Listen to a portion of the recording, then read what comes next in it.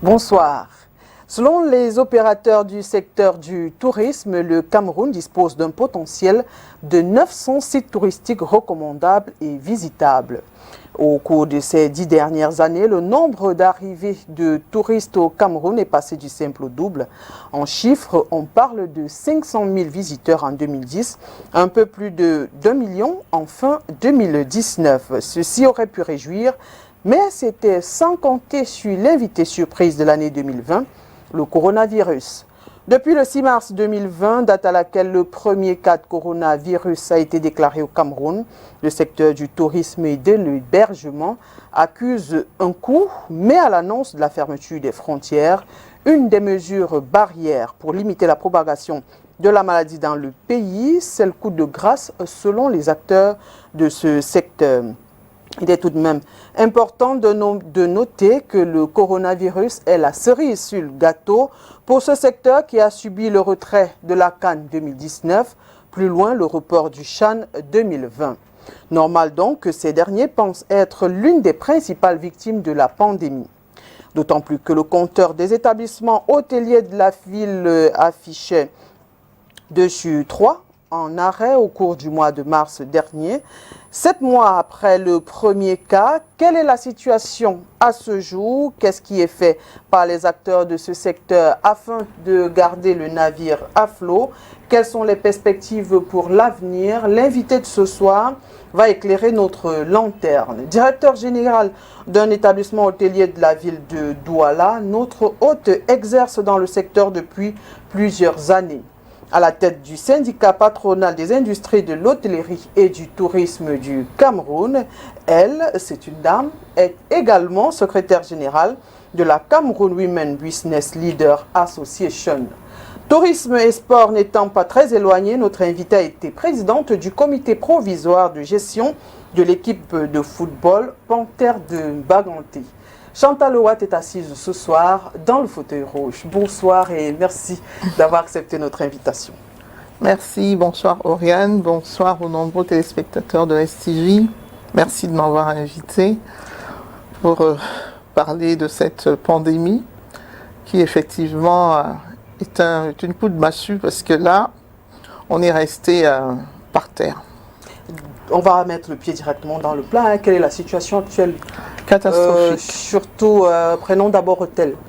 Catastrophique, parce que, évidemment, avec tout ce que nous avons déjà subi, vous êtes sans ignorer tout ce qui se succède dans notre pays, depuis le Boko Haram, depuis le Nozo, depuis même la crise économique, puis maintenant cette pandémie.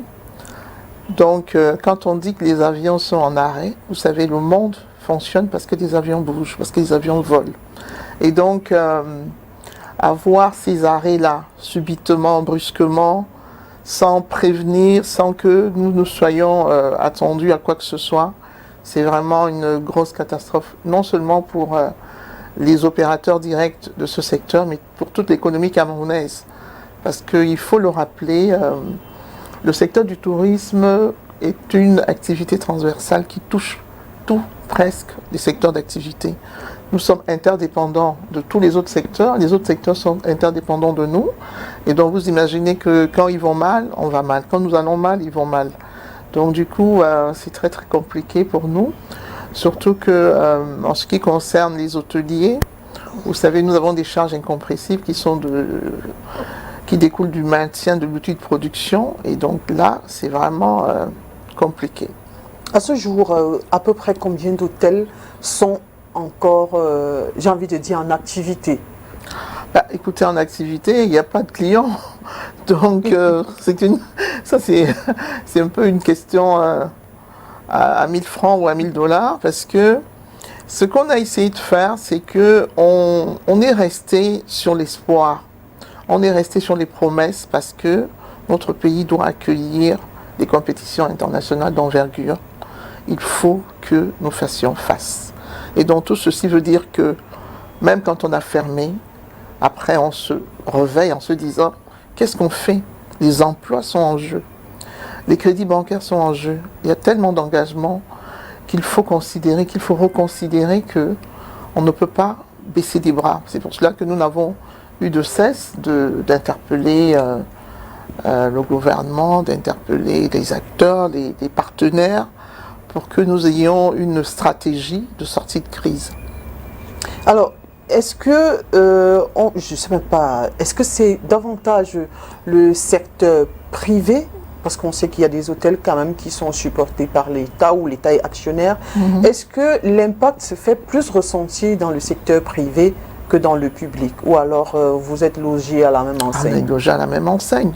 La difficulté, c'est que avec les événements qu'on attendait, le Chan, la Cannes, on avait bien évidemment pensé à améliorer notre plateau, la qualité de service. Ceci a entraîné des engagements pour certains acteurs qui se sont donc rapprochés des banques, qui ont contacté des crédits, qui ont accepté de faire des investissements. Tout ceci dans une perspective de plus de rentabilité, parce que on espérait quand même que avec la Cannes, vous savez que nous avons commencé à travailler même avec la Cannes féminine. Ouais. Donc depuis la Cannes féminine, les opérateurs de notre secteur se sont mobilisés parce que c'était pour nous le déclencheur du tourisme interne. Nous n'arrêtons pas de dire que le tourisme doit se développer en commençant par les Camerounais.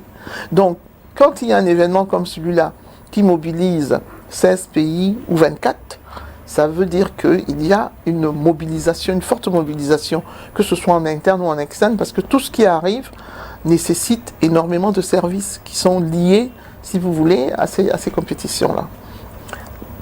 Dans l'hôtellerie, est-ce qu'il y a, comment je vais dire ça, le seuil s'agissant de d'occupation des hôtels, est-ce qu'il y a un seuil et jusqu'à quel niveau ce n'est plus viable? Écoutez, normalement, vous devez faire à peu près 60% de taux d'occupation pour dire que vous êtes rentable. Alors, vous imaginez, aujourd'hui, on est à moins 20, parfois moins 2. Enfin, je veux dire moins, parce qu'il n'y a pas de clients du tout. Et aujourd'hui, l'outil de production est tellement important pour nous que nous préférons trouver des astuces pour ne pas fermer. Parce que fermer, surtout pour ceux qui sont dans des villes comme les côtières, comme Douala, où l'humidité est un gros danger et un gros ennemi. Donc vous vous retrouvez en face de problèmes, comment dirais-je, incontournables.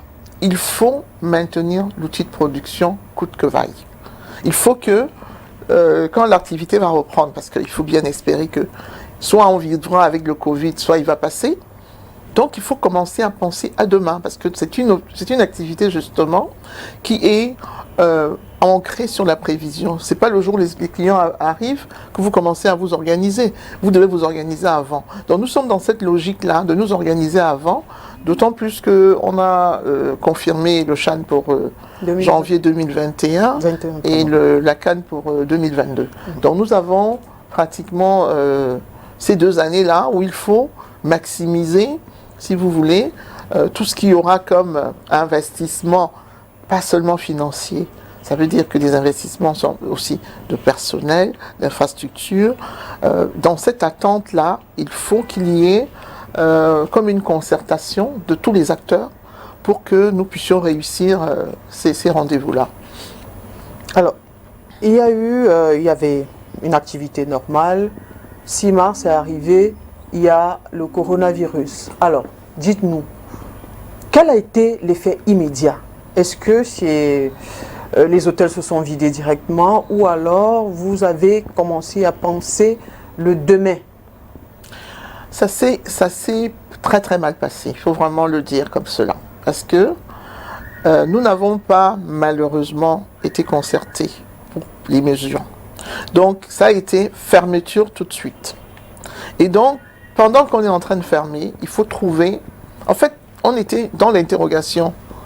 Si vous voulez, la plupart des acteurs n'ont même pas compris très vite de quoi est-ce qu'il s'agissait.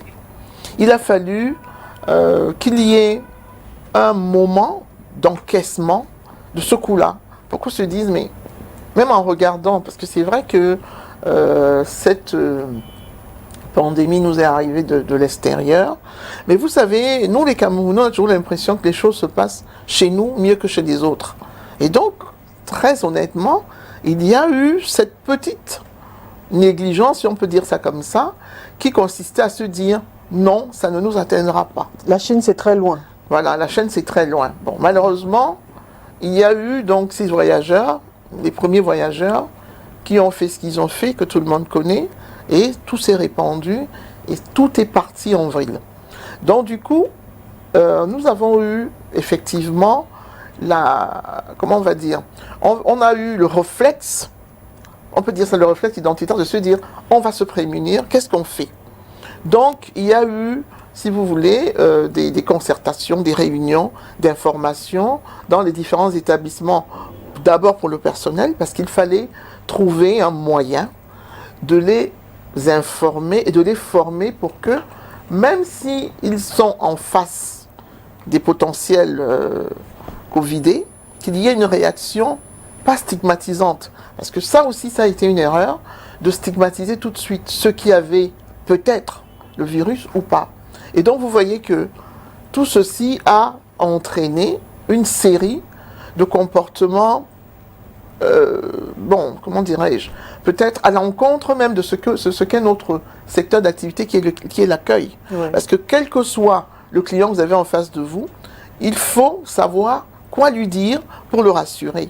Donc nous aurions, à l'époque, je parle du passé, pensé qu'on aurait une concertation avec le corps médical pour rapidement implémenter ces mesures barrières, ces pratiques anti-Covid. Selon vous, le gouvernement aurait dû vous impliquer bien avant, c'est-à-dire qu'il aurait fallu planifier avant l'arrivée du coronavirus et après, c'est-à-dire vous impliquer dans les mesures, l'applicabilité des mesures barrières. Bon. Ne pas fermer directement. Non, avant c'est compliqué. Non, ce que je veux dire c'est que nous avons quand même vécu sur les réseaux sociaux, sur les télévisions, des personnes qui arrivaient des vols, mais qui étaient complètement abandonnées à elles-mêmes devant des établissements de tourisme. Nous aurions préféré avoir une concertation pour savoir quoi leur dire.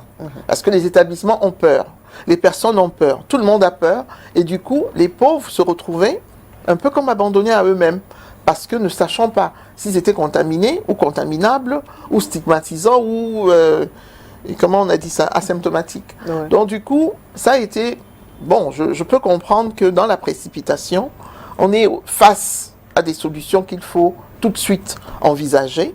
Bon, c'était une panique générale, hein, ça il faut quand même le reconnaître. Mais je pense que cette petite concertation aurait pu atténuer, si vous voulez, l'effet stigmatisant qui est resté jusqu'à aujourd'hui, parce que certains établissements se sont vus un peu coller l'étiquette de oui, il y avait des Covidés chez vous. Mais pourtant, après, il y a eu des désinfections qui amènent à dire que on doit vivre avec cette pandémie, on doit vivre avec ce virus. Alors, tout à l'heure, vous avez quand même relevé les points s'agissant du tourisme. Qu'est-ce qui fait problème aujourd'hui dans le secteur tourisme? Est-ce les Camerounais? Est-ce le secteur lui-même qui n'attire pas? Écoutez, le tourisme, pour qu'il soit vraiment développé dans un pays, il faut d'abord une volonté politique. Il faut qu'il y ait une volonté affichée, une volonté très très forte du politique pour dire pendant 2 ans, pendant 3 ans, pendant 4 ans, pendant cette période, tout est axé sur ce secteur d'activité. Première chose. Deuxième chose, il faut qu'il y ait dans le pays une culture du tourisme. Dans les pays que l'on cite souvent en exemple, comme je parle seulement des pays africains, la Tunisie, le Maroc, en Tunisie, ils ont mis un accent très particulier sur l'éducation du tourisme, en faisant en sorte que, à l'école, au village, dans les quartiers, que tout le monde parle d'accueil, que tout le monde comprenne le but prononcé du choix étatique qui fait que on donne la priorité à ce qui peut être appelé comme découverte, qui peut être appelé comme accueil de l'autre. Donc du coup, nous avons peut-être négligé le fait de visiter notre pays. Quand on regarde, on fait des sondages, on se rend compte que les Camerounais connaissent très peu leur pays. Parfois, nous avions organisé au sein de notre syndicat des petites initiatives pour des jeunes qui avaient eu le BEPC à Douala. On les avait amenés à Limbé. Je peux vous assurer que 80% de ces enfants n'étaient jamais arrivés à Bonabéry. Pourtant, ils vivent dans Douala. Pourtant, ils vivent à Douala. Pourtant, ils vivent à Douala. Donc ça a été pour nous un choc de nous rendre compte que, effectivement, ils ne savent même pas que Limbé existe. À l'époque, le Botanic Garden était encore très très fourni. On les a amenés là-bas. Il y avait un beau zoo. Et la séparation a été dramatique avec ces enfants. Je m'en souviens encore comme c'était hier parce que c'était pour moi l'image de ce que nous devons faire. Pour que le tourisme se développe dans notre pays, il faut qu'on commence par intéresser les jeunes. Qu'on continue à faire ce que nous on a fait. On a eu ça quand on était jeunes, les camps de vacances. Donc on est arrivé à mélanger les enfants d'une région à une autre, d'une école à une autre école. Et ça donnait la possibilité aux gens de voir pourquoi est-ce que j'ai besoin d'aller connaître le village de l'autre, l'autre ville, dans une autre région, dans une autre province. Est-ce que je vais peut-être un peu extrapoler, est-ce que le problème ne vient pas déjà du ministère en lui-même? Parce que, étant encore étudiante, il m'est arrivé d'aller au ministère du Tourisme et de me rendre compte que même au ministère du Tourisme, on ne sait pas qu'il y a certains villages du Cameroun qui existent. C'est pour ça. Est-ce que la plaie n'est pas plus profonde? Parce que je suis arrivée, je leur ai demandé, est-ce que vous connaissez Bamendou, qui est mon village? Ils m'ont dit non. C'est où? Écoutez, moi je ne pense pas que ce soit le fait de connaître tous les villages du Cameroun qui détermine je veux dire, la au ministère du connaissance. Tourisme quand même. Non, ce qu'il faut retenir, c'est ce que je viens de dire. La volonté politique permet de mettre un accent, de mettre des moyens, de mettre donc des objectifs qui sont chiffrés, qui sont ciblés, qui sont programmés. Donc, dès l'instant où vous dites, par exemple, j'ai toujours pensé que notre pays a un avantage extraordinaire d'avoir le Mont Cameroun.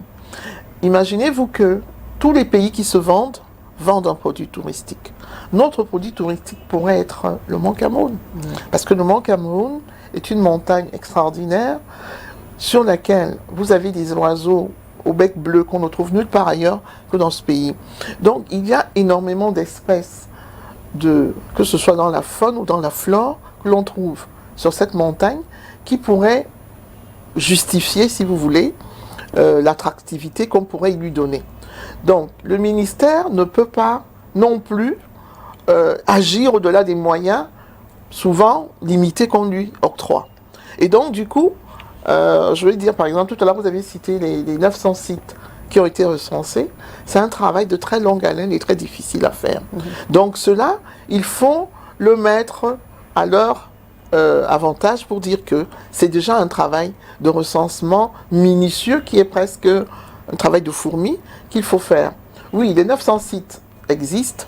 Maintenant, pour y accéder, toute la problématique, elle est là.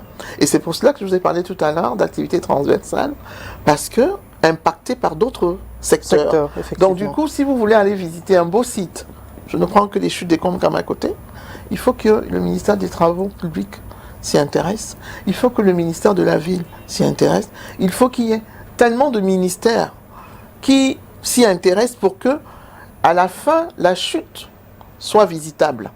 Parfois, ce n'est pas leur priorité. Mais pour nous, c'est une priorité.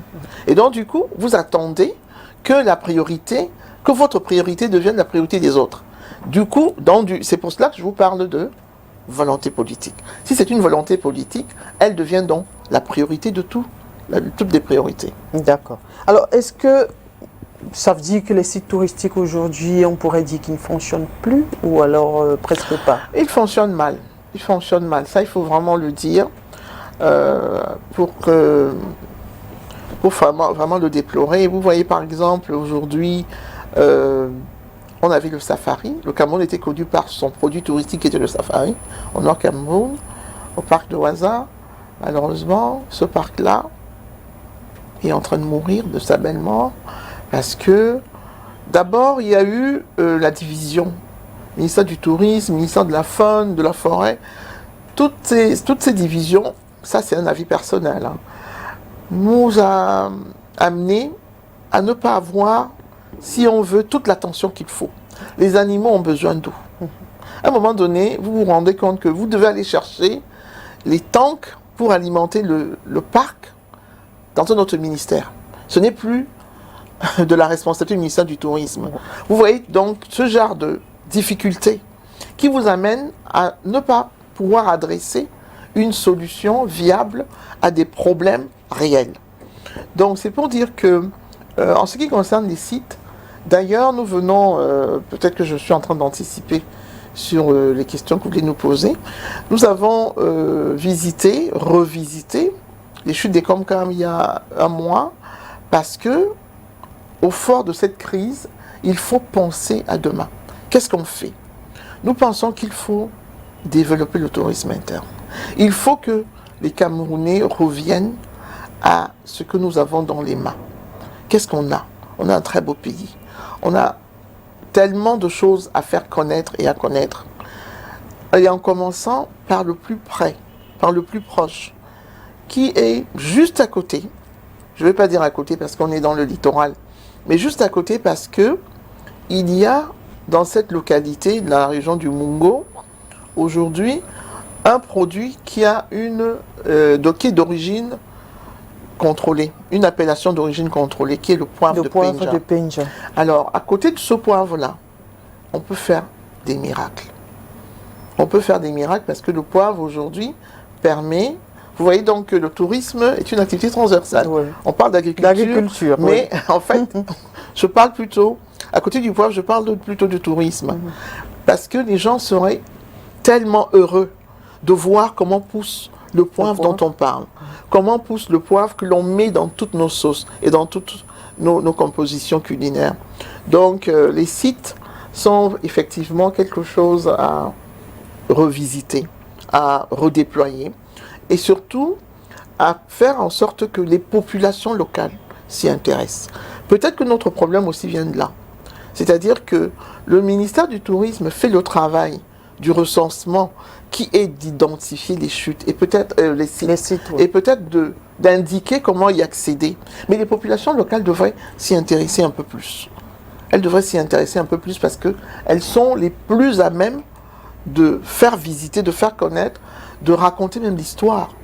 Parce que si vous voyez par exemple, pour faire une anecdote, quand nous sommes allés pour les chutes des Comcam, on s'est rendu compte qu'il y avait encore 2 personnes qui avaient aidé à porter les sacs à l'époque du film Taxan, qui sont là. Mais personne ne les connaît.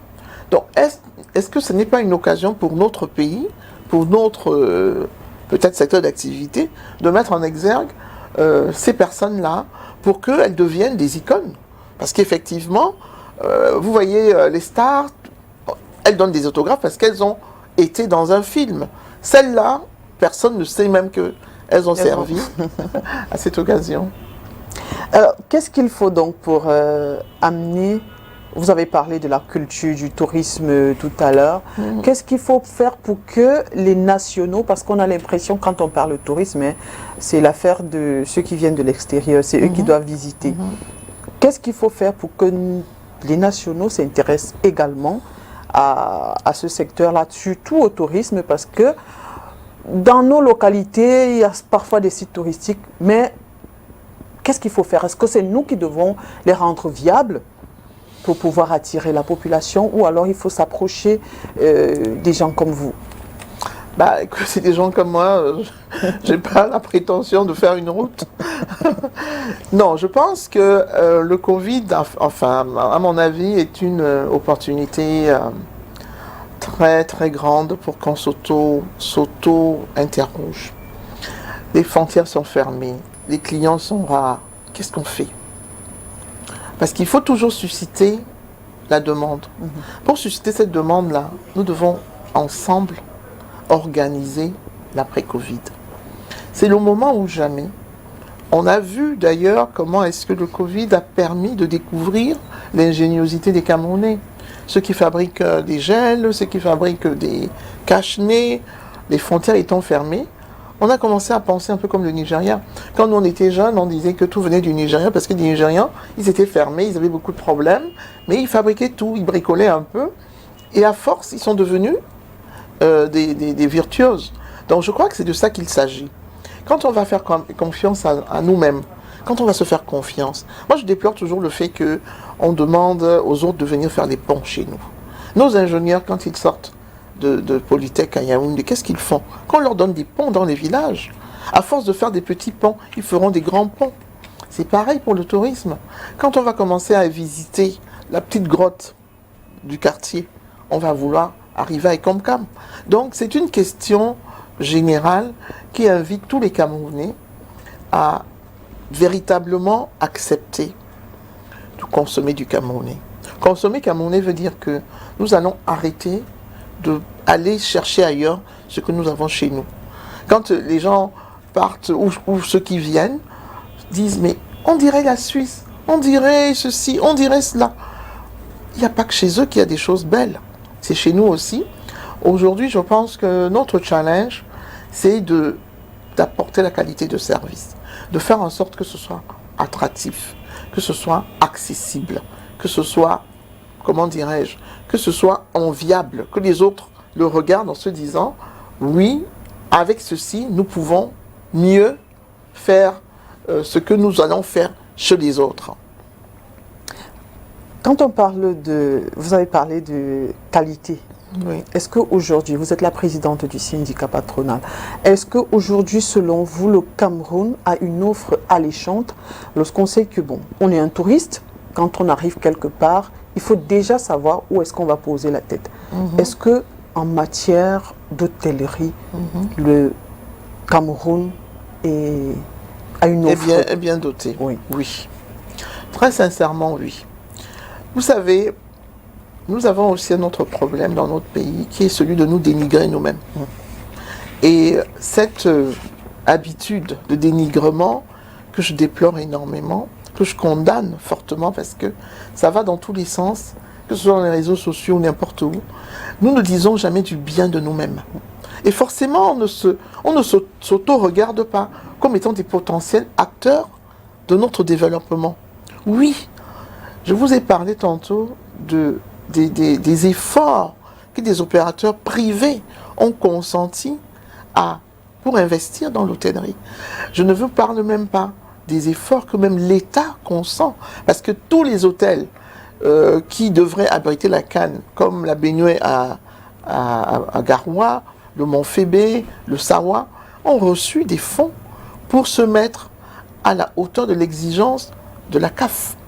Donc, si la CAF valide la candidature du Cameroun pour tenir ces compétitions, je pense qu'il y a quand même un minimum de correction que l'on peut, ou comment on va dire ça, il y a quand même un minimum de légitimité qu'on peut nous accorder pour dire qu'ils ne sont quand même pas venus là parce qu'on les a soudoyés ou parce qu'on est leurs amis. Il y a des critères de sélection qui font que tant que vous n'avez pas atteint un nombre établi de points, vous n'êtes pas éligible. Donc nous avons été éligibles. Mieux, nous avons des personnes qui pensent que c'est l'occasion idoine pour commencer une activité dans ce secteur. Ce qu'on déplore, nous, c'est l'accompagnement qu'on en attend. Il faut qu'on mette plus d'accent à accompagner ce type d'occasions. Ce sont des occasions uniques. Les pays comme le Brésil se sont fait connaître grâce à ce genre de compétition. Et après, tout le monde voulait aller au Brésil parce que c'était une destination finalement fantastique. Le Cameroun devrait pouvoir faire la même chose. Le Cameroun est une destination fantastique. Si c'est par le football que nous pouvons nous faire connaître, même par les Camerounais. D'ailleurs, pendant qu'on préparait l'organisation de la CAN, nous avons eu à proposer, dans un conseil national du tourisme au Premier ministre, de faire déplacer 1 million de Camerounais pendant la CAN. C'est faisable, c'est possible. Et j'espère que STV nous accompagnera dans cette vision-là et dans ce projet, parce que nous pouvons nous mobiliser pour aller dans les 5 villes qui ont été retenues pour ces compétitions et faire en sorte qu'il y ait un mouvement touristique d'envergure qui plaise et qui ne redemande qu'à être renouvelé. Mais que répondre donc à ceux-là qui pensent que il y a comme une différence entre le 3 étoiles camerounais et par exemple le 3 étoiles Afrique du Sud ou Éthiopie ou Maroc, je cite n'importe comment, en Afrique quand même. Oui, c'est normal. Je répondrai que c'est comme il y a aussi une différence entre le Cameroun et l'Afrique du Sud. Ce que l'on veut, c'est d'avoir, si vous voulez, un minimum acceptable internationalement. Et ce sont des critères de sélection qui reposent parfois sur l'investissement que vous avez fait, le nombre de chambres que vous avez, la superficie que l'on occupe, le nombre de bars, de restaurants et les services annexes que l'on peut trouver dans votre établissement, c'est-à-dire le sauna, le jacuzzi, tout ce qui est aujourd'hui comme accompagnement de bien-être. Tout ceci, on le retrouve aujourd'hui au Cameroun. On ne peut pas dire que ça n'existe pas. Il n'y en a peut-être pas des masses, comme en Afrique du Sud ou comme au Maroc, mais il y en a. Donc si on veut se mettre, si on veut établir une espèce de corrélation entre l'Afrique du Sud ou le Maroc ou la Tunisie et le Cameroun, on va avoir tout faux. D'abord, la destination Cameroun est très chère. Et ça ne dépend pas des hôteliers, ni du secteur du tourisme. Donc les gens veulent plus aller au Maroc ou en Tunisie, tout simplement parce que du point de vue du transport, ça devient beaucoup moins cher. Mais demandez-vous aussi que tous ceux qui viennent au Cameroun, ils vous le disent, ils veulent revenir. Parce que on a une façon d'accueillir vraiment qui est particulière. Ça, il faut le mettre en exergue. J'aime autant dire que nous avons intérêt à plus nous focaliser sur ce que nous avons de bien que ce que nous avons de mal. Parce que quand on parle de tourisme au Cameroun, les gens disent « Oui, la qualité de service, on ne fait pas ceci, on ne fait pas cela. » Et personne ne voit ce qu'on fait en plus. Vous vous imaginez dans un pays comme le Cameroun, ces 3 dernières années, le nombre d'établissements qui ont ouvert d'envergure, ne serait-ce que parce que ça apporte de l'emploi, parce que ça investit dans le pays, parce que ça a apporté un autre niveau de développement au pays. C'est ça qu'il faut mettre en exergue. Aujourd'hui, à Douala, il y a une 20aine d'hôtels qui vont ouvrir, entre 5 et 1 étoile. Vous avez un 5 étoiles qui va bien, qui a presque ouvert. C'est quand même important. On ne peut pas dire qu'on ne puisse pas rivaliser avec les autres. À côté de cela, quand même, on note une floraison de petits auberges et autres motels. Qu'est-ce qui fait problème? Est-ce que les Camerounais préfèrent investir dans ces catégories que dans l'hôtellerie en elle-même? Ou alors l'un rentre dans l'autre? Écoutez, moi je pense que, vous savez, dans ce genre de domaine, la demande doit avoir, l'offre doit avoir une demande. Donc si des gens continuent à ouvrir des motels, et notre secteur d'activité est très compétitif. Donc du coup, nous n'avons même pas d'inquiétude à nous faire parce que quand le client n'est pas satisfait, il s'en va. Donc si vous n'êtes pas à la hauteur de la demande, vous allez fermer. Vous n'allez pas perdurer. C'est vrai que, en tant que membre de la commission technique des secteurs de tourisme, qui se tient une fois par mois au ministère du Tourisme, où on donne des agréments pour exploiter des établissements, nous déplorons le fait que la plupart des investisseurs ne viennent pas vraiment à l'information. Ça, c'est vraiment quelque chose à corriger dans le mental du Camerounais investisseur. Il finit de faire l'investissement et il s'enquiert de ce qu'il y a. Ça, évidemment, c'est pas pour les grandes structures, parce que les grandes structures sont obligées d'aller vers l'information, étant entendu que c'est souvent des chaînes peut-être internationales ou des investissements tellement colossaux que l'investisseur initial est obligé d'avoir les canaux. Parfois, effectivement, ce que vous dites est vrai. Quand ce sont des motels, des petites structures qui ont peut-être moins de 20 chambres, parfois, le business plan n'est pas en conformité avec ce qu'on aurait pu espérer, malheureusement. Mais je ne pense pas que ce soit ça le plus gros problème.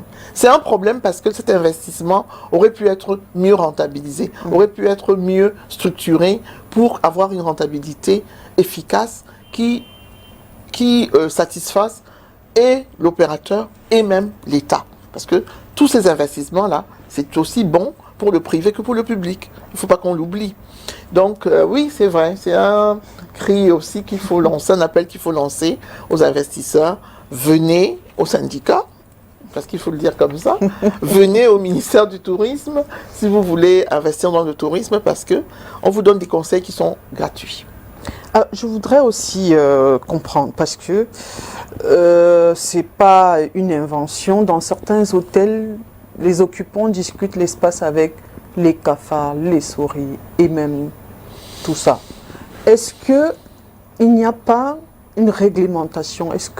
Qu'est-ce qu'il faut faire déjà pour soigner cette image-là?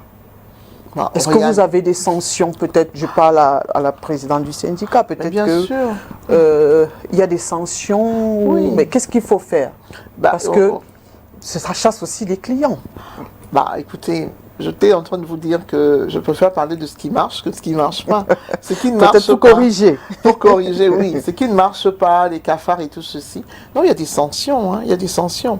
On a encore, après que vous ayez reçu votre autorisation d'exploiter, on a une autre inspection qui s'appelle inspection de classement ou de reclassement. C'est-à-dire que si vous ne respectez pas les règles déontologiques de votre classement, on vous déclasse ou on vous ferme. Tout ceci est prévu dans la réglementation, dans la façon de fonctionner. Et dans notre syndicat, on essaye du mieux que l'on peut de sensibiliser nos adhérents à ce type de... Bon, maintenant, parler de cafard dans un hôtel de façon aussi ostentatoire, je dis non. Quand même. C'est pas à la télé que je vais venir.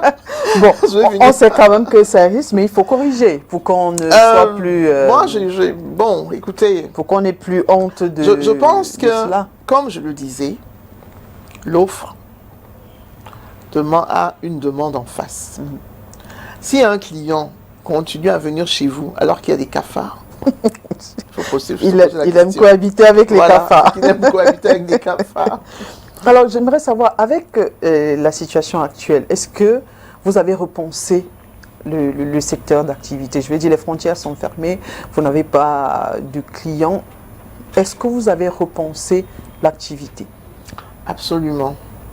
Obligé, parce que ce soit structurellement ou de la manière d'organiser, il faut repenser. On est obligé. Donc, on regarde, déjà il faut respecter ces mesures barrières, il faut respecter la distanciation, ce qui nous amène à reconsidérer les salles de réunion, les espaces de réception, même les chambres. Aujourd'hui, on est obligé de faire en sorte que les femmes de chambre ne soient plus en contact avec le client. Donc, ce sont des méthodes que nous sommes en train d'introduire pour qu'il y ait une nouvelle façon de travailler. Les réceptions, il y a une distanciation, il y a des... comment on appelle ça? Des vitres que l'on met pour pas qu'il y ait un contact immédiat avec le client. Donc tout ceci, ce sont des nouvelles méthodes qu'il faut repenser. L'OMT a même fait une étude là-dessus pour démontrer que les nouveaux hôtels, parce qu'il y a toujours, puisqu'il y a une classification, le top des tops, ça va être des hôtels qu'on va réserver avec un QR code. Donc avec votre téléphone, vous ne rencontrez personne. De bout en bout, de la réservation, de l'occupation, au départ, vous êtes seul. Donc l'hôtel va mettre à disposition des équipements électroniques qui détectent la présence, qui ouvrent les portes des chambres, etc., etc. Donc, mais bon, On va y arriver certainement dans notre pays, puisque vous êtes toujours en train de trouver que nous sommes les derniers de la classe. Non, ce n'est pas ce qui a été dit. On voudrait bien être parmi les 5 premiers. Ah, ne vous inquiétez pas, il y a des opérateurs qui y pensent déjà. Il y a des opérateurs qui y pensent déjà. De toute manière, on avait déjà des cartes électroniques pour ouvrir les portes. Donc maintenant, c'est une formation qu'il faut avoir, parce que il y a des hôtels qui ont déjà des talkie-walkie où les femmes de chambre ne rentrent pas dans les chambres sans que, en toquant à la porte. Donc il y a des détecteurs de présence qui font que on peut savoir à partir d'une réception si le client est en chambre ou non. Donc on peut faire sa chambre. On peut même lui envoyer un message pour lui dire votre chambre sera faite de telle heure à telle heure. Donc ça va améliorer effectivement comment on va dire, les habitudes pour que on se conforme à ce virus. Oui, et qui ne va certainement pas partir, on va apprendre à vivre. Je pense qu'il faudra apprendre à vivre avec. Alors, au soir du 17 mars, il y a les fermetures des frontières, plus de rassemblements, plus de restaurants et autres soirées. Quelle a été l'action immédiate que vous avez adoptée? Bah écoutez, fermeture comme tout le monde. Vous voulez dire action immédiate? Je veux dire, vous avez encore certainement vos clients, ceux qui étaient là avant. Dans les hôtels, vous voulez dire? Oui. Ah ben oui. De toute manière, les restrictions et les fermetures, c'était rester chez vous. Donc les hôtels se sont vidés automatiquement. Des personnes sont parties d'elles-mêmes. On a vu, je ne pense pas qu'il y ait un seul établissement hôtelier qui puisse venir témoigner ici qu'il a gardé un seul client pendant au moins un mois. Donc c'était vraiment 0 client. Même pour les établissements qui n'avaient pas fermé. On n'avait pas fermé parce que, comme je vous l'ai expliqué, il fallait garder les structures viables pour que la moisissure ne nous prenne pas à la gorge. Mais certains ont baissé carrément la grille. Ceux qui n'ont pas baissé la grille ont continué à espérer. Parce qu'il a fallu il faut même reciter le personnel. Parce que le personnel même avait peur. Beaucoup de personnels sont partis en disant non, on a peur. Oui, parce que c'était vraiment stigmatisant. C'était vraiment... Bon, on revient doucement, avec beaucoup d'espoir. Et qu'est-ce que vous avez fait, par exemple, des aliments périssables Ah non, puisqu'on sait que vous avez... on prend en stock et... Poubelle. Alors, on a pu donner peut-être au personnel quelques trucs, mais vraiment, c'est une catastrophe. Si on continue à... Vous voyez pourquoi je ne veux pas épiloguer sur ce qui n'a pas marché. Si on continue à regarder, même seulement la fourniture d'énergie, nous avons eu à interpeller les néos, parce que c'était horrible. Donc, le temps de revenir et de comprendre les éléments de facturation, de les interpeller pour leur dire attention, on commence à regarder parce que nous ne pouvons pas justifier des mêmes factures alors qu'on a moins de clients, oui. etc. Donc, je pense que même le département ministériel indiqué a dû faire une interpellation là-dessus pour que les choses rentrent dans l'ordre. Les chiffres font état de 2 sur 3, vous me corrigez si c'est plus exact, 2 sur 3 hôtels ouverts. Est-ce que vous pensez que demain, ce sera facile de se relever, ceux qui ont fermé? Non, sans l'aide de l'État, non. Sans l'aide de l'État, non. Parce qu'il faut qu'on se dise des vérités. Cette pandémie a été gérée à partir du politique. Il faut que le politique revienne pour aider à la reprise des activités. Sans l'aide de l'État, on ne pourra pas. Parce que la chute a été brutale. Il n'y avait aucun escalier pour pouvoir amortir le choc. Donc, nous avons ces 2 événements dont je vous ai parlé tout à l'heure, le Chan et la Cannes. Il faut qu'on reste en fonction. Il faut qu'on puisse répondre à la demande extérieure qui arrive. Qu'est-ce qu'on fait? Il faut qu'on garde les emplois. Donc nous avons adressé des correspondances à notre ministre d'État et au Premier ministre pour les interpeller sur ces deux éléments, l'emploi et les crédits bancaires. Qu'est-ce qu'on fait? Il faut que l'État nous aide à gérer ce temps-là en essayant, enfin pas en essayant, en prenant en charge ce qu'on a demandé comme étant les taxes liées aux charges sociales, aux charges salariales.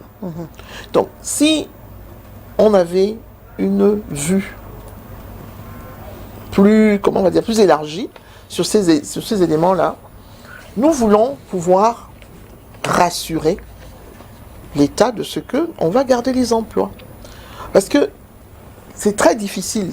Déjà, vous nous avez fait la remarque, on nous dit que nous ne sommes pas assez performants comparés aux autres pays. Donc, il faut déjà garder ces éléments-là, les former, les préparer à cet accueil de ces événements. Et si on les perd maintenant, c'est pas en janvier 2021 qu'il faudra les trouver, qu'on ne saura même pas les trouver. Donc, nous avons pensé qu'il est plus que urgent qu'on trouve un moyen de conserver les emplois. Il faut qu'on trouve un moyen de calmer les banquiers pour qu'ils continuent à nous faire confiance, pour qu'on puisse travailler en attendant que ces événements-là se tiennent pour que notre pays n'ait pas, comme les enfants disent, le visage qui se jette par terre. Alors, certains ont opté pour des réductions salariales, d'autres pour des chômages techniques. Est-ce que, en attendant, l'État, je veux dire que c'est pas demain, le problème est posé, je veux dire c'est pas demain qu'ils vont répondre, mais en attendant, ceux qui ont opté pour les réductions salariales ou les chômages techniques, est-ce que demain, ceux par exemple qui sont en congé technique seront rappelés lorsqu'on sait que très souvent les chômages techniques sont des licenciements un peu... Non, dans le cas d'espèce, il faut qu'ils reviennent, parce qu'on en a besoin. Le besoin est réel. Vous pensez bien qu'un employé qui est resté chez vous pendant plusieurs années, que vous mettez en chômage technique, pour en prendre un nouveau dans 6 mois, pour le former à la même tâche, c'est impossible. Donc, moi, je voudrais aussi rassurer ces employés-là pour leur dire que c'est vrai que c'est difficile, c'est vrai que c'est compliqué, mais nous nous battons pour pas qu'aucun de ces employés perde son emploi, étant entendu que nous avons besoin de ces personnes compétentes pour gérer les situations qui arrivent.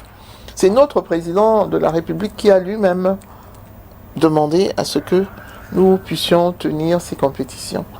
Il faut qu'on assume. Il faut qu'on assume derrière cette compétition. Elle va se passer peut-être dans les stades, mais elle va aussi se passer dans les hôtels, dans les restaurants, dans les lieux de tourisme. C'est surtout pour nous, en tant qu'opérateurs du tourisme, que pour nous, cette compétition est bénéfique. Parce que ça nous donne l'opportunité de faire connaître par 23 nations différentes le Cameroun. Quelle opportunité! Si vous avez une communication à faire à 23 personnes, c'est plus intéressant que de la faire à une seule personne. Donc du coup, nous voulons maximiser la présence de ces compétitions pour faire en sorte que non seulement ce personnel qui est peut-être certains en chômage technique, mais il n'y en a pas beaucoup, heureusement, qu'ils reviennent, qu'ils reçoivent donc toutes ces formations qu'on veut faire, qu'on veut tenir d'ici là, pour que vraiment le CHAN et la CAN du Cameroun soient exceptionnels. Tout au moins du côté tourisme et hôtellerie. Non, dans tous les secteurs. Vous savez, comme on dit, le Cameroun, c'est le Cameroun. Ne vous inquiétez pas, vous verrez bien qu'ils vont vous demander à revenir. Alors, avec l'assouplissement, on peut quand même dire que c'est comme une bouffée d'oxygène. Quel assouplissement? Des mesures barrières. En avril dernier, il y a quand même eu Bon, nous, personnellement, non. Parce que la première mesure qui nous impactait, c'était l'exonération de la taxe de séjour, qui est une taxe, comme tout le monde le sait, qui est liée à la clientèle. Si vous n'avez pas de clients, donc vous ne pouvez pas payer de taxes. Par contre, nous attendons toujours qu'il y ait cette plateforme que le Premier ministre avait instruite entre le ministère des Finances, le ministère, le Minepat et le secteur privé. Je pense qu'il est plus que urgent que cette plateforme soit créée pour qu'on adresse les sollicitations de nos différents acteurs. Parce que parfois, on vous donne de l'aide, mais souvent ça n'arrive pas là où vous voulez que ça arrive. Et donc c'est important. Je viens de le dire, nous avons deux problèmes cruciaux. C'est le personnel et c'est les banques, c'est les crédits. Je ne veux pas dire que les autres sont légers, mais je veux dire que ces deux-là, si on pouvait les adresser pendant ces 2 années qui arrivent, pour qu'il y ait une pause fiscale, nous permettant de nous développer. Quand un pays veut développer un secteur d'activité, qu'est-ce qu'il fait? On y met tout ce qu'on peut pour que les gens soient un peu à l'aise, que les gens respirent, que les gens regardent à autre chose qu'à des contraintes. C'est de ça qu'il s'agit. Si on a moins de contraintes, on peut mieux adresser la question de ce tourisme national. Donc, exonération des taxes, c'est suffisant, insuffisant ou peut mieux faire? Peut mieux faire, toujours peut mieux faire. Mais nous, on est conscient de la difficulté que traverse le monde entier, et dans notre pays, et dans notre gouvernement, et dans le secteur public. Et donc, en tant que secteur privé, nous disons, d'accord, il faut mesurer chaque élément à sa juste mesure. On ne doit pas demander à quelqu'un de vous donner ce qu'il n'a pas.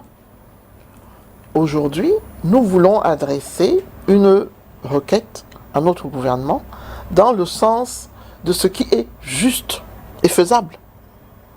Parce que si on s'assoit ensemble autour d'une table, on va regarder ensemble ce qui est faisable et ce qui ne l'est pas. Ce qui est faisable, c'est de dire, il ne faut pas qu'on perde les emplois. Ce qui est faisable, c'est de dire, il ne faut pas qu'on perde la confiance que la banque a mis sur les investisseurs qui sont allés prendre des crédits. Comment on fait pour rembourser des crédits quand on n'a pas de chiffre d'affaires? Donc il faut qu'il y ait une question fondamentale qui soit adressée à ce niveau-là pour dire, est-ce que c'est un bémol? Est-ce que c'est un arrêt? Est-ce que c'est une... Je ne sais pas. Il y a une solution qu'il faut trouver à ce niveau-là. Et jusqu'aujourd'hui, est-ce que vous sentez comme une porte de sortie? Est-ce que votre voix est, j'allais dire, en voie d'être entendue ou elle est déjà entendue? Bah écoutez, moi je suis quelqu'un de très optimiste, je l'espère, parce que je n'arrêterai pas de parler tant qu'on ne m'entend pas. Donc on va tout faire pour être entendu. Ce n'est peut-être pas aussi rapide que je le veux, mais je vais pas. Nous n'allons pas baisser les bras, parce qu'il y va de la survie de plus d'1 million de Camerounais. Alors, aujourd'hui, qu'est-ce qui a été mis en place lorsqu'on sait que vous avez eu la CAN, le CHAN qui ont bougé? Qu'est-ce que vous avez mis en place déjà pour que ce secteur ne tombe pas à l'eau?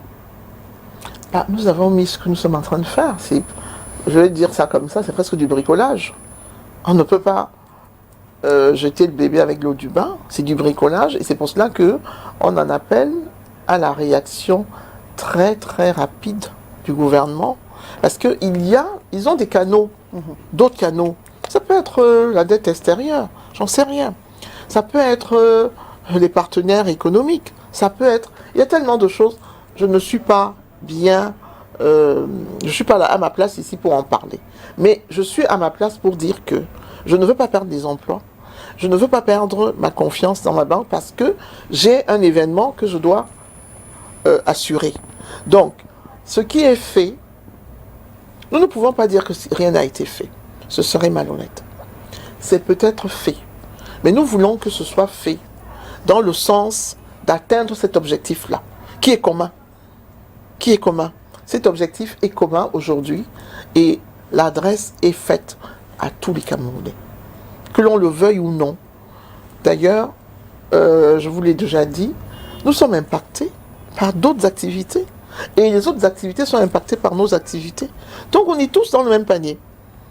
Il est plus que urgent qu'il y ait une adresse forte pour sortir de la crise. Quand on veut développer un secteur, on s'endette. L'endettement ne nous fait pas peur. Pourquoi? Parce que le potentiel du Cameroun est encore vierge. Et il est tellement énorme. Il nous faut moins de 5 ans. Moins de 5 ans pour que ce pays devienne un pays touristiquement visité. Plus loin que ceux qui n'ont qu'un seul produit touristique, le balnéaire. Nous, on a tout. On a la mer, on a la montagne, on a la savane, on a la forêt, on a même, peut-être des gens vont rigoler, on a même la médecine. Les pays limitrophes du Cameroun viennent se soigner au Cameroun, malgré tout ce qu'on en dit. Donc c'est pour dire que si nous avions effectivement le regard tourné vers ce secteur, on y mettrait les moyens qu'il faut. On organiserait les gens dans les pays qui sont organisés. La Tunisie, je ne parle que de l'Afrique. La Tunisie et le Maroc ont organisé un tourisme médical. Donc vous allez vous soigner, mais après vous allez visiter les plages de Tunis ou les villes, la ville de Marrakech. Donc c'est pour dire que nous aussi, on peut adresser cela. Je me souviens d'un ami, sa femme est venue accoucher ici, à l'hôpital militaire de Bonadjo. Donc pour eux, au Tchad, c'est un grand hôpital. Pourquoi est-ce qu'on ne développe pas cela comme étant effectivement pouvant accueillir ce que les autres pays de la CEMAC ou de la CEAC aujourd'hui peuvent offrir? Donc, notre pays a besoin d'une adresse forte, d'un développement intramuros. Si intramuros, nous décidons de faire confiance des uns aux autres, nous allons pouvoir délimiter les compétences de chacun pour que, ensemble, toutes ces compétences arrivent comme dans un panier pour faire un bouquet. Pensez-vous que l'ouverture des frontières pourrait être une autre bouffée d'oxygène? Oui, certainement, mais ce ne sera plus comme avant.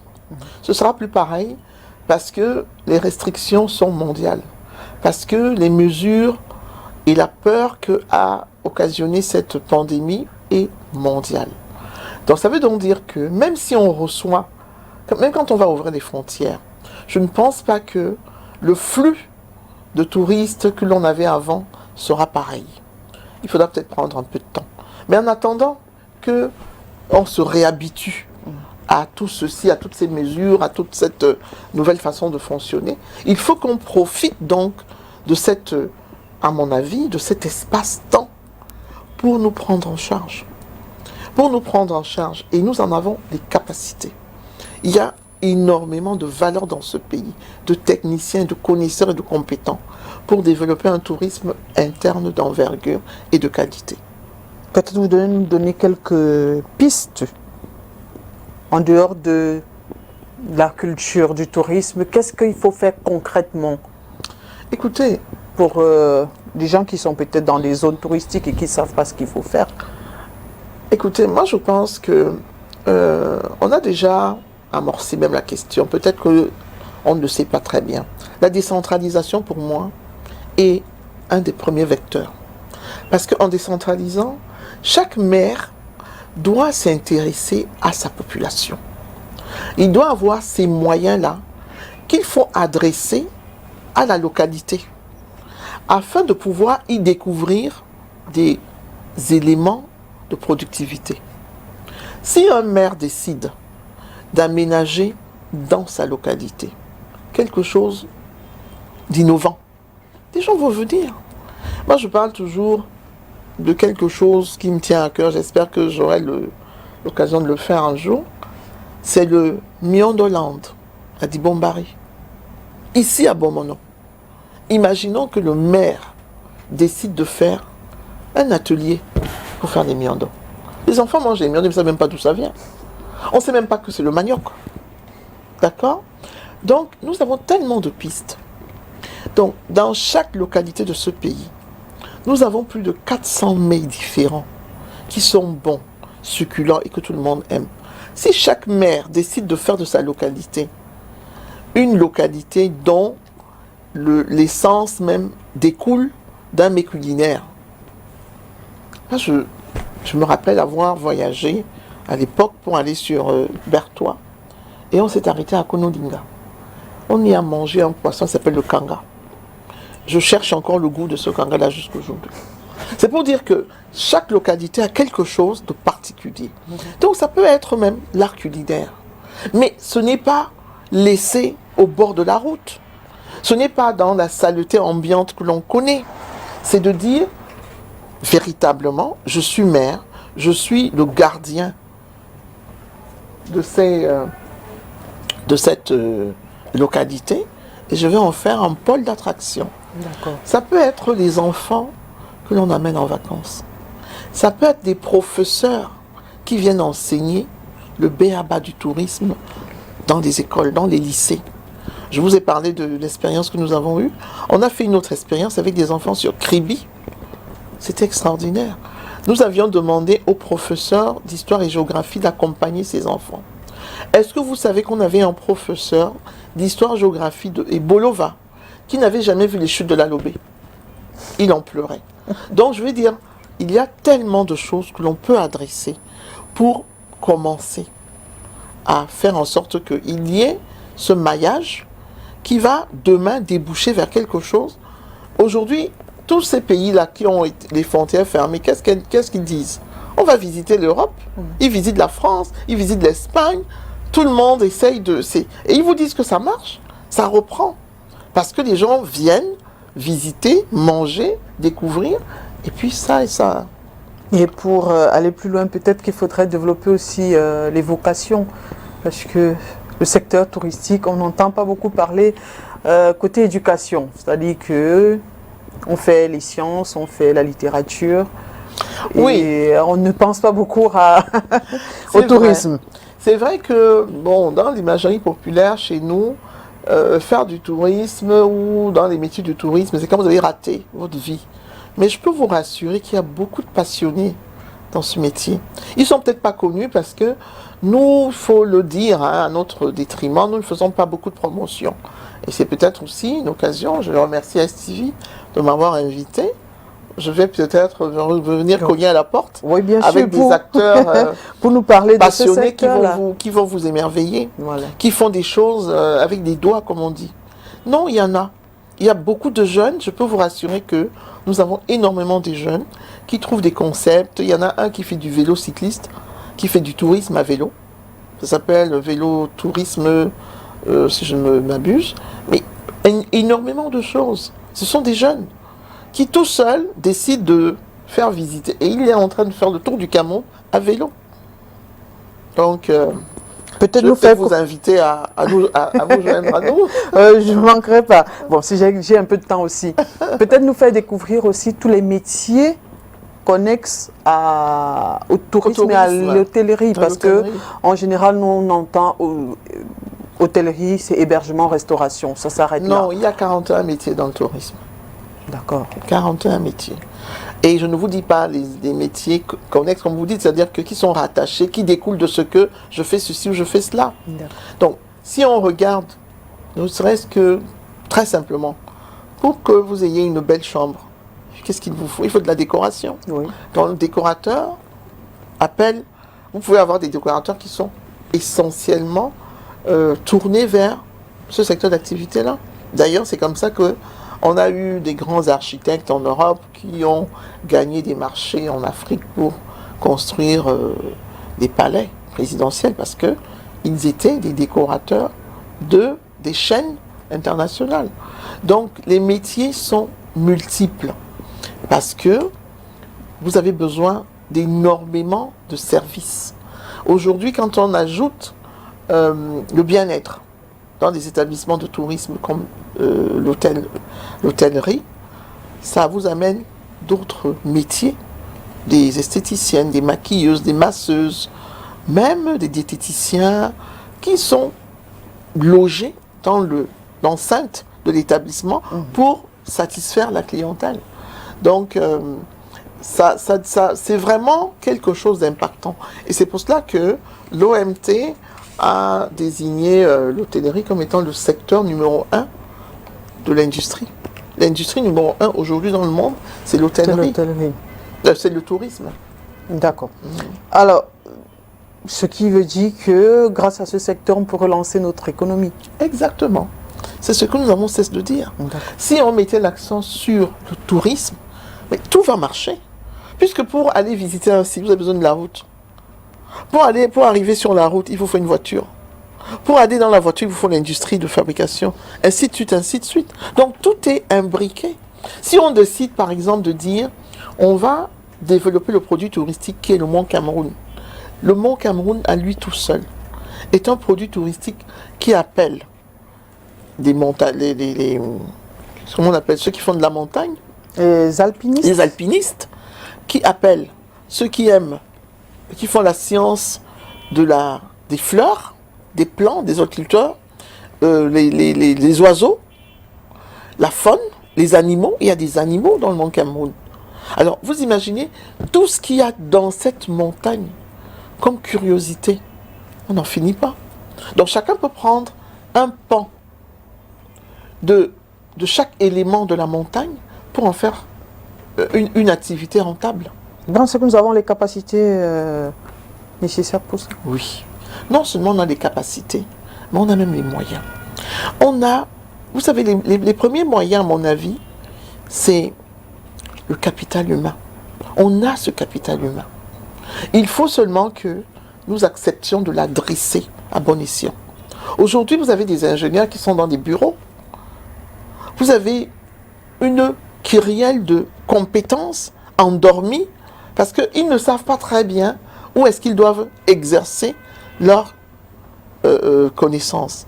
Aujourd'hui, si on adresse la question du tourisme et qu'on fasse un vrai casting pour demander à chacun d'apporter sa compétence. D'ailleurs, je vais vous dire, pas plus tard que la semaine dernière, une structure de la place a interrogé, a fait une demande pour un directeur général. Je ne vous dis pas le nombre de candidatures qu'il a fallu, comment dirais-je, écrémer pour avoir la shortlist. Et il y a des compétences. Moi, j'étais étonné de voir que à ce niveau d'exigence, vous avez plus de 100 candidats. Niveau PhD, niveau avec des diplômes et de l'expérience. Ils sont au Cameroun, ils sont camerounais. Mais on ne sait pas pourquoi nous n'arrivons pas à véritablement émerger. On annonce, vous l'avez relevé tout à l'heure, l'arrivée de grandes chaînes d'hôtellerie au Cameroun. Alors, est-ce que ces arrivées-là ou alors ces chaînes-là devraient faire paniquer ceux qui sont déjà là? J'ai pas envie de dire les petits. Est-ce que ça vous fait peur cette arrivée? Est-ce qu'ils vont pas venir vous faire un peu l'ombrage? Ah, écoutez, c'est l'économie qui veut ça. C'est normal. Dans un pays où il n'y a pas de concurrence, on meurt. En fait, en matière de tourisme, c'est cette concurrence-là qui fait vivre et qui fait augmenter la qualité. Parce qu'une fois que le standard est établi, tout le monde doit arriver au standard. Si vous n'arrivez pas au standard, vous mourrez. Donc tout le monde compétit pour se mettre à la hauteur. Bon, moi je déplore seulement le fait qu'il n'y ait pas une vraie chaîne camerounaise qui puisse aller faire compétition. Bon, la Falaise, il ne faut pas quand même ne pas le noter. Et notre fierté, c'est une chaîne qui compétit déjà en Afrique du Sud, qui est déjà ici au Cameroun. Et moi j'aimerais que nous puissions développer effectivement ce type de compétition pour qu'il n'y ait pas que les autres qui viennent chez nous, mais que nous aussi nous puissions aller chez les autres. Justement, vous avez emboîté sur la question suivante. Pourquoi est-ce qu'on constate quand même que les Camerounais n'investissent pas dans ce secteur-là? Je veux dire, ces gros projets-là, ils ne sont pas nombreux, les Camerounais investissent, c'est très souvent les étrangers. Est-ce que les Camerounais ont peur de ce type d'investissement? Non, si vous dites ça, c'est pas juste. Ça veut donc dire que la falaise... Il y a beaucoup de choses que vous ne trouvez pas juste dans ce... Non, mais attendez, la falaise a quand même investi, hein, même si on est... Ils sont pas nombreux. Même si on est très petit, l'Oat Hotel est quand même là. Hein. Et puis là, vous avez Cristal qui va bientôt ouvrir, vous avez Arcade qui réouvre, vous avez l'ancien Méridien qui est le Brabinga aujourd'hui, Aqua Palace. Non, on ne peut pas dire ça. Il y a beaucoup d'établissements camerouno-camerounaises. Vous avez Franco Yaoundé, vous avez Djega, vous avez aujourd'hui il y a même Best Westin. Disons que les grandes chaînes ont un avantage. Étant grandes chaînes, ils sont mieux accompagnés par les banques. Ce qui est logique. Cela n'empêche pas que moi j'ai beaucoup de respect pour ceux qui se mettent tout seuls du jour au lendemain dans ce secteur d'activité qui est très très très difficile. Pour avoir une belle chambre dans un 3 étoiles, une chambre, c'est entre 30 et 50 millions de francs CFA. Donc si vous multipliez par le nombre de chambres, vous pouvez imaginer l'investissement qu'il faut pour avoir un hôtel de 100 chambres. C'est extrêmement cher. C'est ça la mesure. Donc du coup, qu'est-ce qui se passe? Aujourd'hui, il y a un dumping qui se fait au niveau international. Les grandes chaînes ne font plus de l'investissement dans l'infrastructure. Ils font de l'investissement dans le soft. Donc ils vous apportent le logiciel, le know-how, le nom, leur branche, leur brand. Mais la construction, ils vous laissent le plus dur.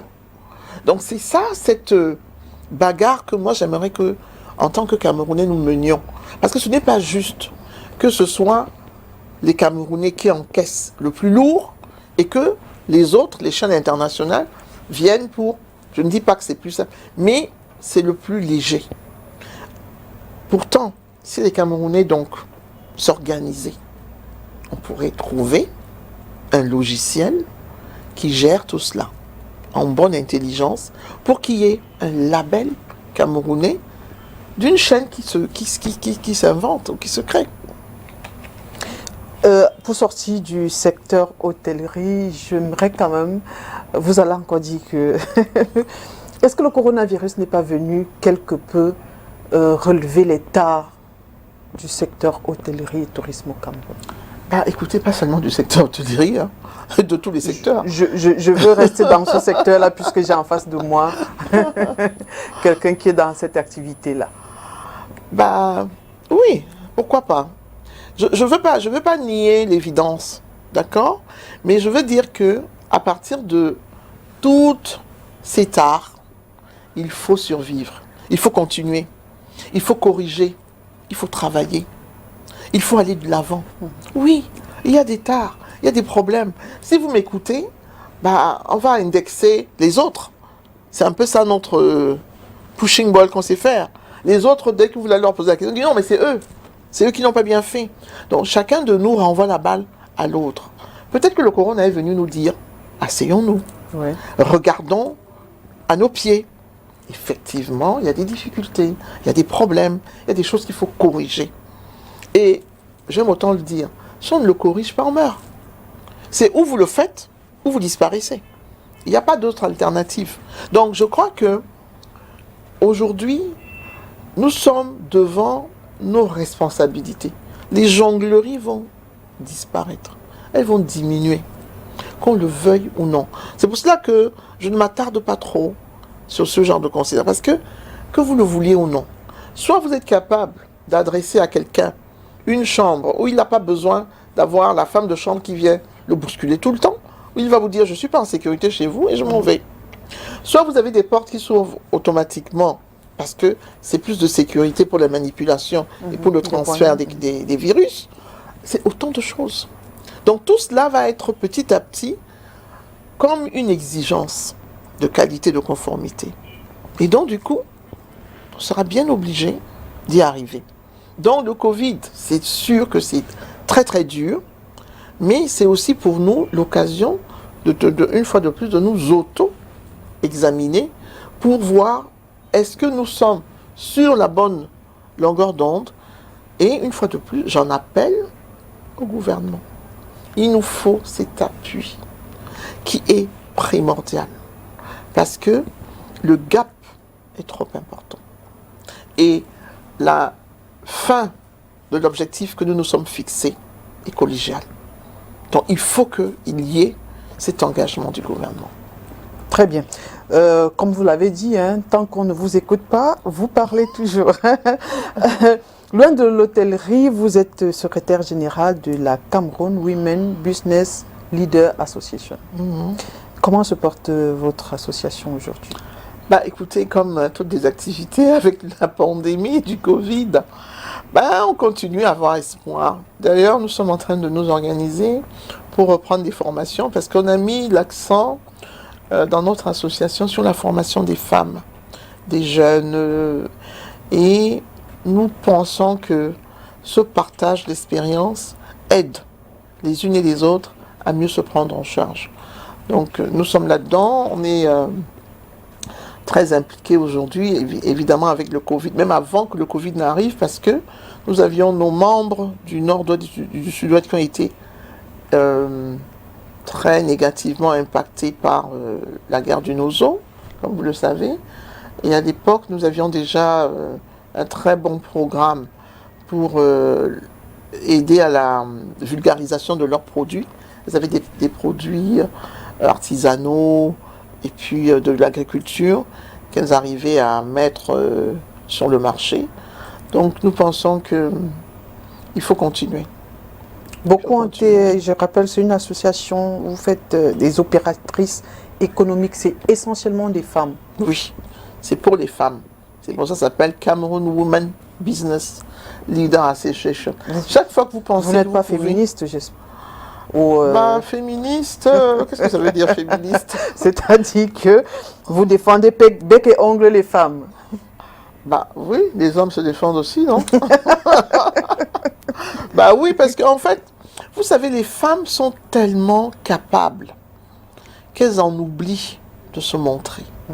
Les femmes font beaucoup de choses, mais elles se taisent. Elles ne le disent pas. D'ailleurs, notre slogan, c'est être visible et audible. Parce que quand vous voyez ce qu'une femme est capable de faire, d'ailleurs, il ne faut pas qu'on se cache, ce sont les femmes qui tiennent ce pays.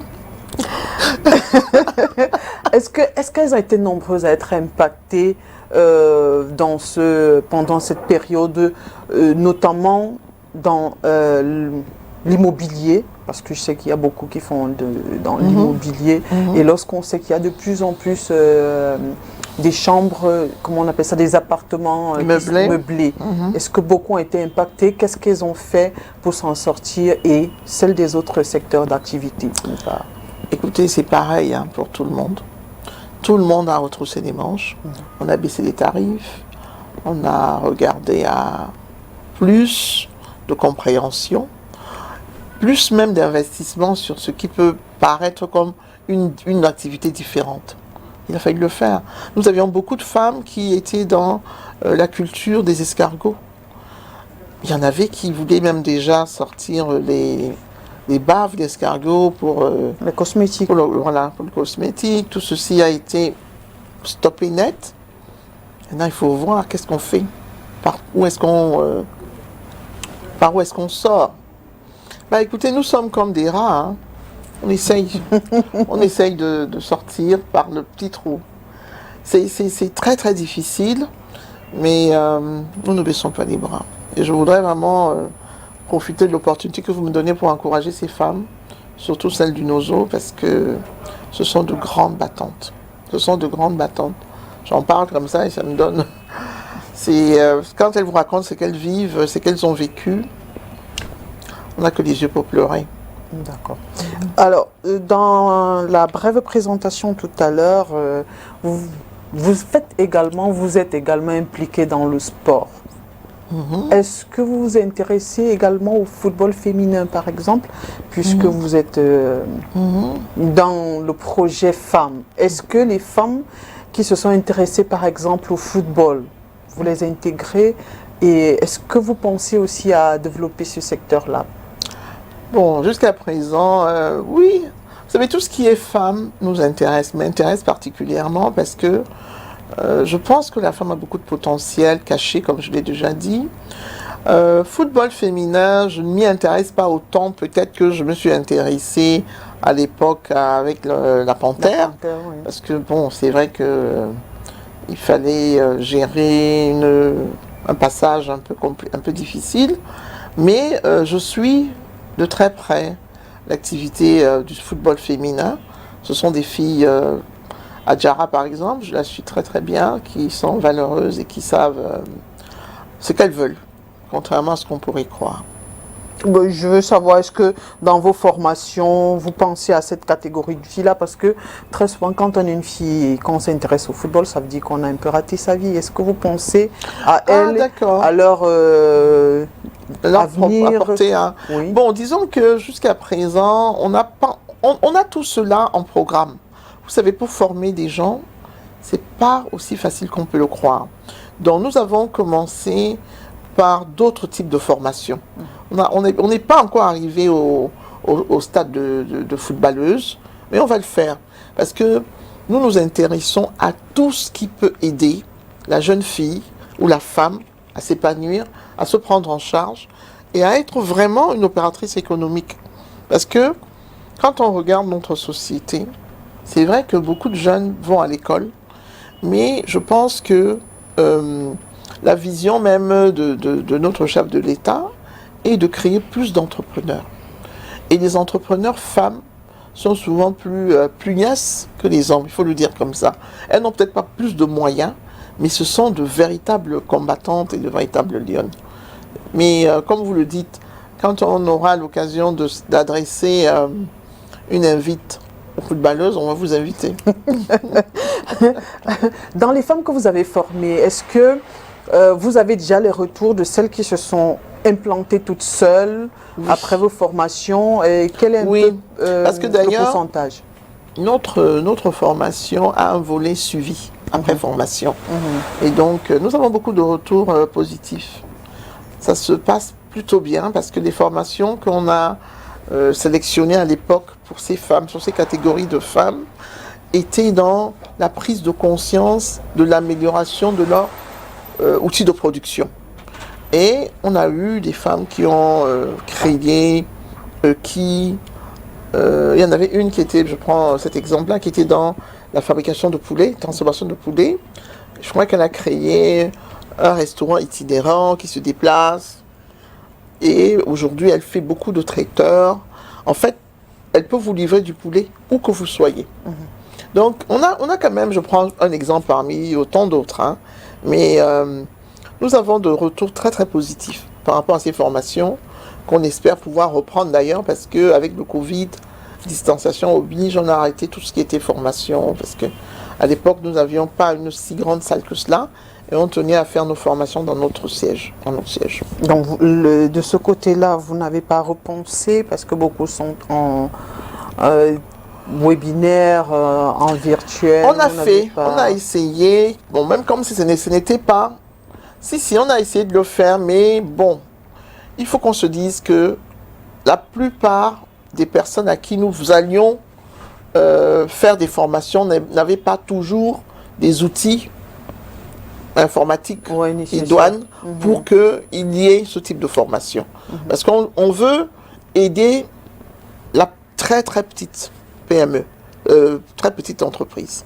Donc on a fait, si vous voulez, des strates. On a commencé par vraiment le bas de gamme et on est en train de progresser. Donc pour l'instant, oui, peut-être qu'il faut qu'on adresse cela. On va y penser.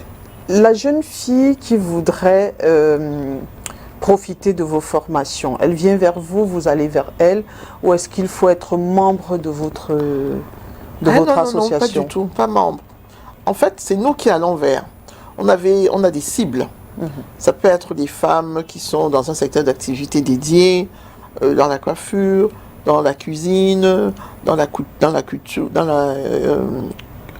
couture ou cultivatrice.